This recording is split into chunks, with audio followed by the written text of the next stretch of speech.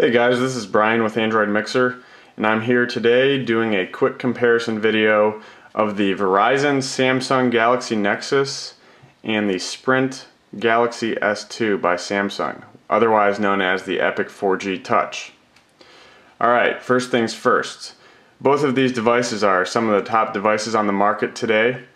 The Galaxy Nexus here features a 4.65 inch 720p Super AMOLED Plus display, and the Samsung Galaxy S2 features a 4.52 inch 800 by 480 Super AMOLED Plus display. So the Galaxy Nexus here actually has the clear advantage, and one of the best features of this device is the high density, high resolution HD display. And as you can see, the pixel density is really great on this device.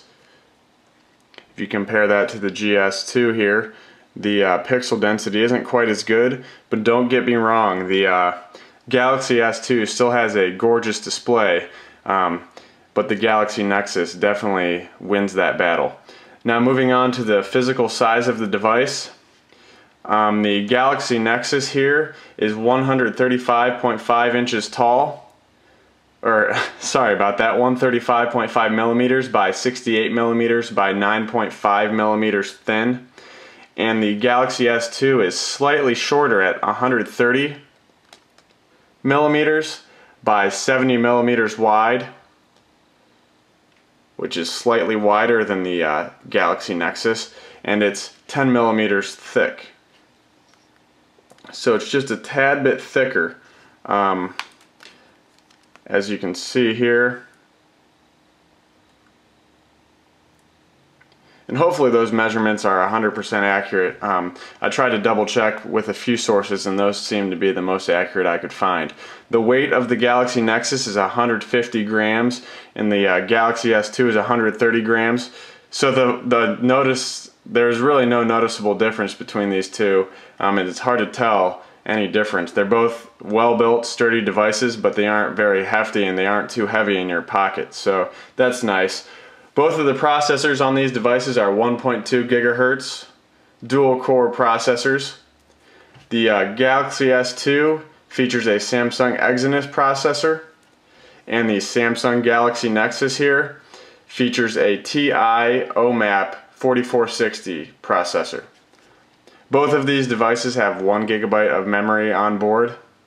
The camera on the Galaxy Nexus is a 5 megapixel shooter with autofocus, and it's got quick shutter, so I can take a couple pictures here to show you how fast this fires off photos. See, there's virtually no wait in between taking pictures. And then we've got the Galaxy S2 camera is an 8 megapixel shooter with autofocus. And both of these have 1080p video. Notice the wait time in between taking pictures on the GS2 is just a little bit longer, so you can't rapid fire as much.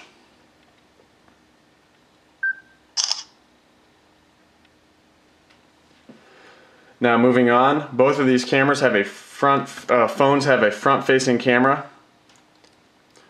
The Galaxy Nexus has a 1.3 megapixel. And the Samsung Galaxy S2 has a 2 megapixel. The Galaxy Nexus is a 4G LTE device on Verizon, and the Galaxy S2 is a 4G WiMAX phone on Sprint. There's 32 gigabytes of onboard storage on the Galaxy Nexus, but there is no SD slot for expandable memory. And there's 16 gigabytes of onboard storage on the Galaxy S2, and there is a micro SD slot that supports up to 32 gigabytes of external memory. The battery on these devices is similar. The Galaxy Nexus here features an 850 milliamp hour battery on the back with NFC. The Sprint Galaxy S2 features an 1800 milliamp hour battery on the back, and as far as I know, there's no NFC support on the Galaxy S2 on Sprint. There are versions of the Galaxy S2 that do support NFC, but the Sprint's version does not. Now both of these also support HDMI out via micro USB, and the design is very similar here. Both of them have the micro USB on the bottom of the device. They've both got the volume rocker on the left side, and they both have the power button on the right side of the device. The only noticeable difference between the two is the location of the 3.5mm headphone jack. The Galaxy S2 is on the top, and the Galaxy Nexus is on the bottom. As you can tell, the design of the cameras is also very similar. Now let's move on to the operating system. As we all know, the Samsung Galaxy Nexus is the first phone to ship with Android 4.0 Ice Cream Sandwich. So we've got Ice Cream Sandwich running here on this device. It's AOSP, it's pure Android, and it runs very smooth on this hardware. Now on the Sprint Galaxy S2, we've got Android 2.3.5 Gingerbread with TouchWiz 4.0 interface laying on top of it. And as you can see here, it's very, very snappy as well. So both of the devices here perform great, as you should expect from a 1.2 GHz dual core processor. So that wraps up my review. I did run some benchmarks on these devices, but I do not think a lot of these benchmarks are optimized for dual core or optimized possibly for Android 4.0. For example, when I ran Quadrant on the Samsung Galaxy Nexus, I only got a score of around 1500. Now I'm not sure if that was because it was the first time I ran Quadrant, or if it's because of Android 4.0, or because it's a dual core and it doesn't take that into effect. But if I ran Quadrant on the Sprint Galaxy S2 here, it got a score of nearly 3500, which blows the Galaxy Nexus out of the water.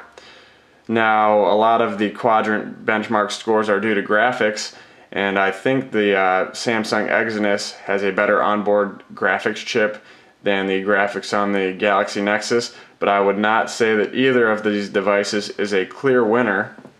Both of them perform wonderfully. The Samsung Galaxy Nexus has a great 720p display and Android 4.0, so it's definitely got the latest and greatest.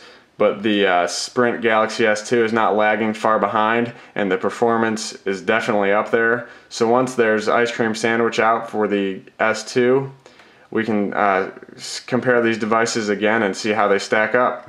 Thanks for watching. Please submit any questions you may have. Comment, like, and subscribe on the video, and visit androidmixer.com and the forums. Thanks for watching.